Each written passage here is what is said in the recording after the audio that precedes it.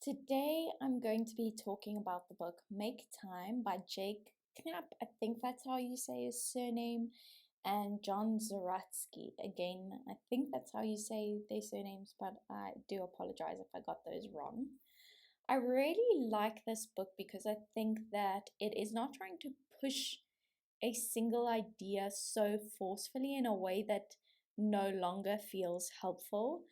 Obviously, it's called Make Time, so its main premise is that we do have more time than we think we do, which I think is a very, very, very useful concept to have in today's world where time feels very fleeting.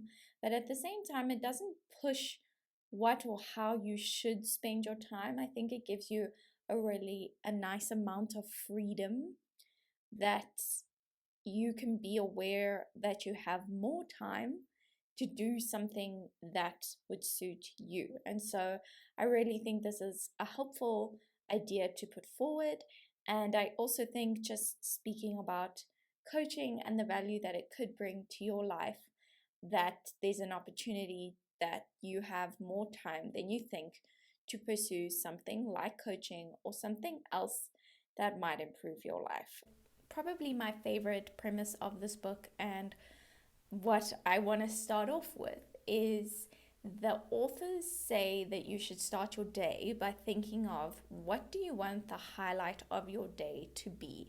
And I really like this because I think sometimes we start our day with a mindset of just letting things happen to you. Be whoever you will be depending on what happens to you. So this means, if you drive into work and there's traffic and that puts you in a bad mood, then that might derail your day. Or if something doesn't go right for whatever reason, you drop something, I don't know, you could think of a number of things that might derail your day if you go in it with a mindset of whatever happens, happens. However, starting your day with what do you want the highlight of your day to be and really being intentional about what that is probably gives your day some positive structure. Not to say that you can't have bad days or that you can't have the space to be upset that, I don't know, something went wrong in your day. Having this highlight in your day just helps you be more intentional with your time. And the highlight of your day could be anything. If you're a creative person and you do not get to use that in your day-to-day job, you could make that highlight of your day something creative. It could be about family. It could be about, I don't know, if you're a person who really likes life admin, cleaning something or prepping something.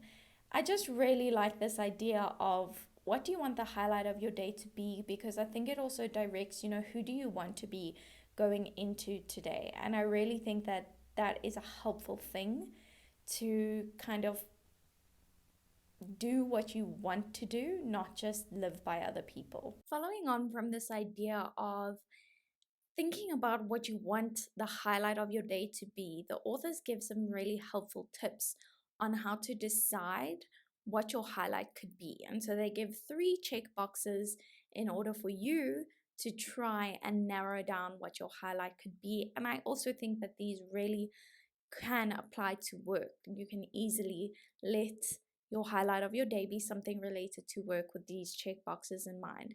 The first checkbox is urgency. So basically, what do you need to get done? What is somewhat time pressing in your life? What will, be easier if you get it done sooner rather than later? The second one is satisfaction, and I think that's an important word. What will you feel like once it's done? It's like, the first thing that comes to mind is something like washing my car. I don't know, every time you do something like that, you feel very good, like you feel very satisfied that that task is done. It could be something related to work, that part of work, like when you get an Excel spreadsheet, the first thing you need to do is clean the data to make sure that it's ready to use. It's annoying, but you feel satisfied afterwards because there's a lot more you can do with that once you've done it. So that's urgency, satisfaction, and the third one is joy. What will bring you the most joy? And sometimes you have to be creative about this, and this might be something you need to make up out of work hours, or maybe you can find it in your work hours. But think of those three check boxes: urgency, satisfaction, and joy, and use those as your guides to see what can be your highlights of today. And as I say, it might be something as simple as cleaning a data set that will make the rest of the week easier for you. Setting your day out by wanting to get this done and letting it be your highlight, completing that and knowing that you did it, you set out to do it, is a very helpful thing. It's a good strategy to have, and it's really helpful for your mind at the end of the day to know that you did it and to know that you were intentional about that. I know that if you have dipped your toe into the self development sea or ocean, then you've likely heard this and maybe even tired of this concept that our reality is just made up of what we think. And so a large proportion of our reality is then made up of what we pay attention to, because what we pay attention to, we think about. And so without trying to, repeat this idea in a way that just dilutes it, this applies to this idea of making time, because your view of time will affect your actual reality and how you use your time. So if you say to a lot of other people, I don't have time for this, I don't have time for myself, I don't have time for exercise, it's likely you won't have time. However, if you try and adjust your thinking and even how you speak about time, just notice if little pockets open up. A really great way of maybe reassessing how you think and view your time is taking stock on how you do spend your time. You do this, make sure not to have judgment. I think that's a really important thing in terms of taking stock of anything realistically. Don't have judgment for how you spend your time. Just literally imagine yourself as an observer. Like, this is a research assignment. And when it's a research assignment, you are not allowed to judge the participants. So you're the participant and the observer. You'll observe yourself with zero judgment. So just see, when you wake up, how long does it take you to get dressed? How long does it take you to have breakfast? And notice the timing of things, and if you have spare pockets of time, I can almost 100% guarantee that you will at least find 10 minutes of time that you're doing something with that probably doesn't serve you or isn't in your best interest, that you could use doing something else that's maybe healthier or that you enjoy, that actually feels fun, exciting, and inspiring to you. Something else that can help you with your daily highlights, or maybe once you've done that exercise of taking notes of how you actually spend your time day to day and realizing you have a couple pockets of time, you want to fill them with something. Once you realize that you could be spending your time better, you want to know what on. And so the authors suggest that you make a list of things that are important to you. And this can be as specific as eating all your vegetables or as broad as family. Whatever it is, I think apply that mindset of no judgment again. Just write down everything you can think of that is important to you. Reflect on it, spend some time on it, and just sit with that list. It's really important to understand what matters to you. I don't think we always give ourselves the time to do this. We are living by other people's schedules and what's important to them, not so much what's important to us. So taking the time to sit down and decide this is already a huge step on how you spend your time and getting more fulfillment out of your days. And then I really wanted to share some quotes that the authors shared with us that they found. I'm going to read them directly to you because I really don't want to get the words wrong, and I feel like they say it best. So the first one that I want to share, they borrowed from David Steinlrast. Again, I think I'm butchering that. But he says, the antidote to exhaustion is not necessarily rest. The antidote to exhaustion is wholeheartedness. You just feel not only tired in the body, but tired in the mind, and maybe even tired in the soul.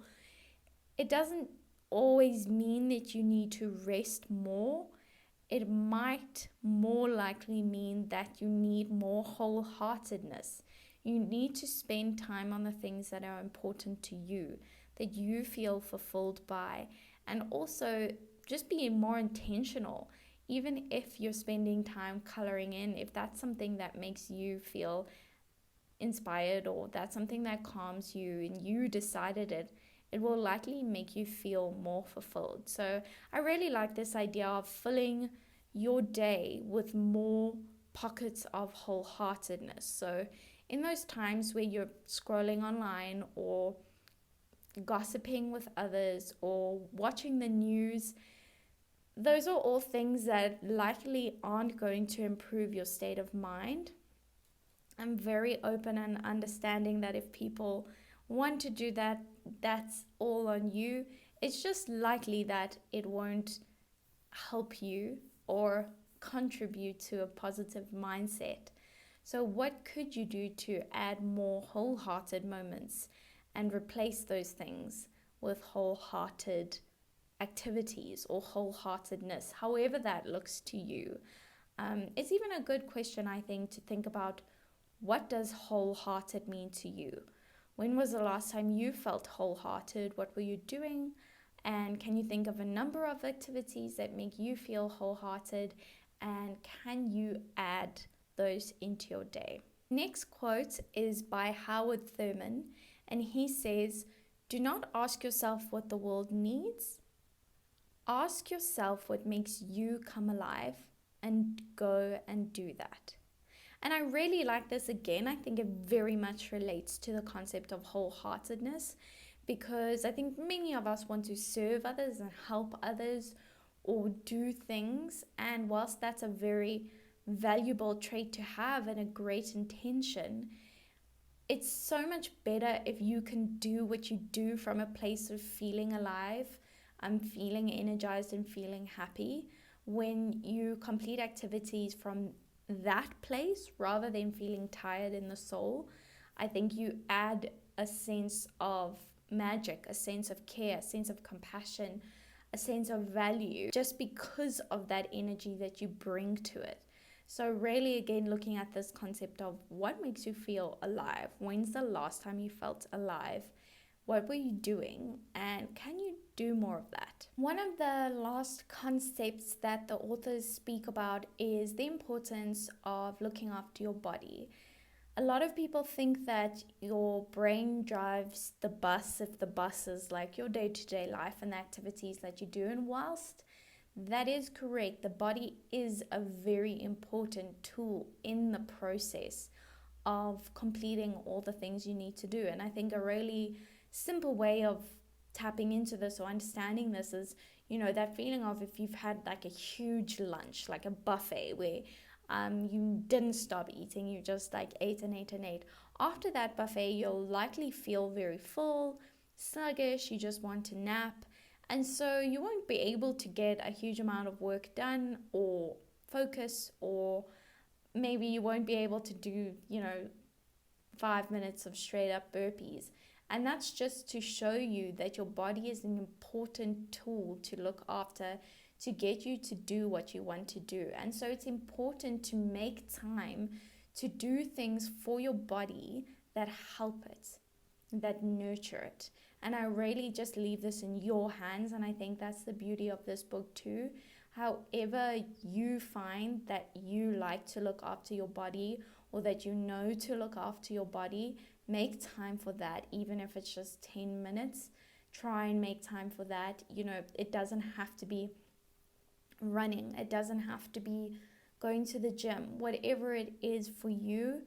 Just the message that the authors, I think, are trying to get across here is that you can have all the time in the world. If you haven't nurtured your body and given it what it needs to support you, you're not going to be able to make the best use of your time, because you do need energy. You do need to be awake enough to do the things that you need to do, and that will serve you better than running on empty. I really enjoyed this book because I think the fact that there were two authors, it felt almost like you were witnessing a conversation between friends, And I'm not saying that by taking away from any of the rigor that I think they use to approach this book.